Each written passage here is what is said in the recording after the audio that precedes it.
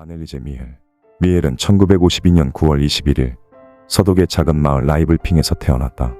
미엘은 부모와 마찬가지로 가톨릭 신자로서 성장하여 신앙심이 깊었고 유럽의 교육기관인 김나지움에 재학 중인 16살 때 심한 경련 증상을 겪었다. 병원에서는 미엘에게 측두엽 간질성 정신병 진단을 내렸지만 미엘은 학업을 계속해서 이어나가 1970년에 김나지움을 졸업하고 비르츠부르크 대학교에 입학했다. 미엘이 대학 생활을 하던 와중에도 정신병 증상은 계속되어 결국에는 병원에 입원했으나 1970년 6월 미엘이 입원 중인 병원에서 세 번째 발작을 일으키게 되었다. 이후 새롭게 항경련제를 처방받았지만 미엘의 증상은 전혀 호전되지 않았다.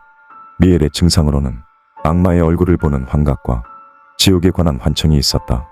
거기다 우울증도 심해져 자살 충동까지 겪었다. 의사들의 꾸준한 치료에도 미엘의 경련과 여러 증상들은 호전되지 않았고 오히려 점점 더 악화되어 가고 있었다. 그렇게 5년이라는 시간 동안이나 치료를 받았으나 악화되기만 하자 미엘의 가족은 의학적인 치료에 대해 신뢰를 잃어버리기 시작했다. 미엘은 병원 치료를 받던 중 성당과 성물에 거부 반응을 보였는데 지인의 증언에 따르면 미엘은 더 이상 성당에 출입하지 못했고 가톨릭 성인들의 성화나 사진들을 똑바로 쳐다보지 못했다고 한다. 1973년 미엘의 정신병 증상이 꾸준한 치료에도 불구하고 호전되지 않자 미엘과 미엘의 가족, 주변 사람들까지 가톨릭 교회의 사제들에게 상담을 받으며 구마를 요청했다. 당시 사제들은 이들의 구마 요청을 거절했고 구마 의식은 엄격한 조건이 있으며 주교의 허락이 필요하다면서 병원 치료를 지속하라고 권하였다. 한편 구마 의식과 관련하여 사제들과 상담을 진행하는 와중에도 미엘의 육체적 건강은 악화되었으며 곤충이나 자신의 소변을 마시는 등의 기행을 저질렀고 성격에는 공격성을 띠고 심지어는 자해까지 하기 시작했다.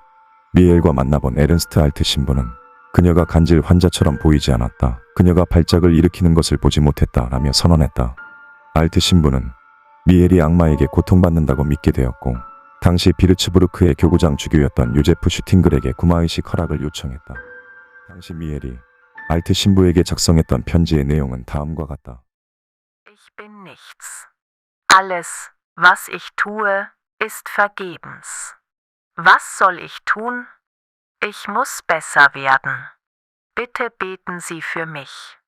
Ich möchte für andere leiden. Aber das ist so schmerzhaft.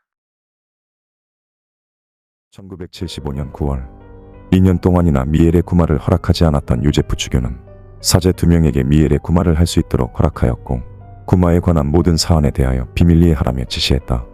그렇게 1975년 9월 24일 두 사제는 전통적 의례 행동에 따른 첫 번째 구마 의식을 거행했다.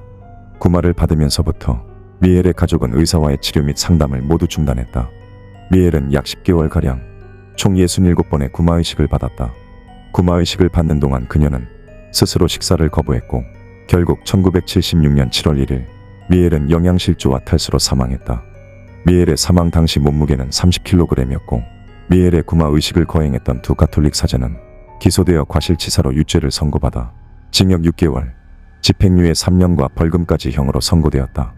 당시 법정에 섰던 사제는 무죄 입증을 위해 구마의식 녹취록을 증거자료로 제출했고 지금은 유튜브에서도 해당 녹취록을 들을 수 있다.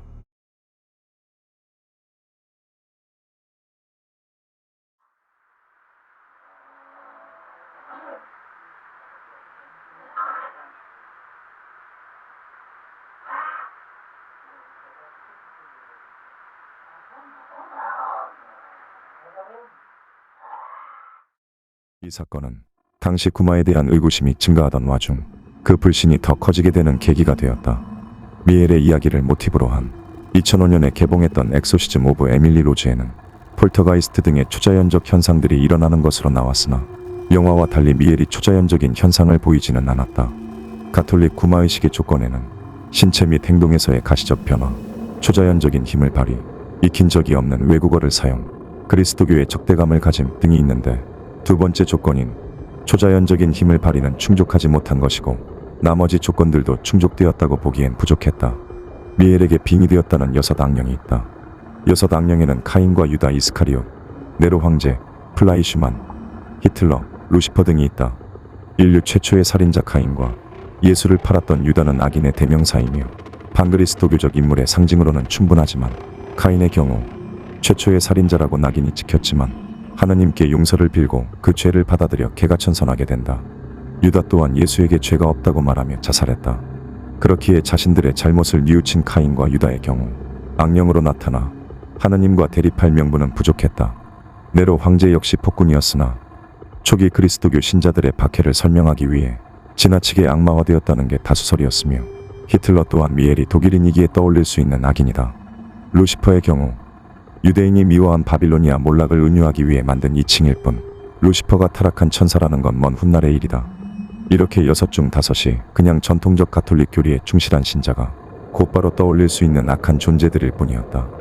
남은 건 플라이슈만인데 플라이슈만은 1572년부터 3년간 주교를 맡았으며 독일 바이에른주 내에서 살았던 타락한 성직자였다. 미엘의 고향인 바이에른주에서 상대적으로 유명했을 뿐 나머지 5명의 존재만큼 널리 알려진 이는 아니다. 요약해보자면 6 악령은 미엘이 평소 배웠던 대로 떠올린 악인이었을 가능성이 매우 높다.